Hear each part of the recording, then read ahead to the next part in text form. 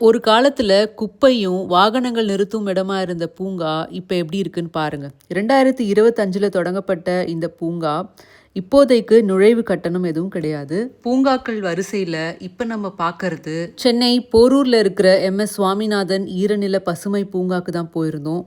பூங்காக்கு வெளியில பெரிய வாகனங்கள் நிறுத்தும் இடம் இருந்துச்சு. சென்னை பெருநகர வளர்ச்சி ஆணையம் சிஎம்டிஏ இந்த இடத்த மீட்டெடுத்து 16.63 ஏக்கர் பரப்பளவில் நவீன ஈரநில பூங்காவா மாற்றியது. இதில் சுமார் 6 ஏக்கர் ஈரநிலம், குழந்தைகள் விளையாட தனி இடம், உடற்பயிற்சி செய்ய திறந்தவெளி, ஜிம் வசதி, கூடைப்பந்து மைதானம், பூப்பந்து மைதானம், 600 மீட்டர் ஈரநிலத்துக்கு மேலே போர்ட் வாக், இங்க வர பறவைகளை ரசிக்க ஒரு தனி இடம். இது வெறும் பூங்கா மட்டும் இல்லை, இந்த ஈர நிலத்துக்கும் ஒரு தனி சிறப்பு இருக்கு.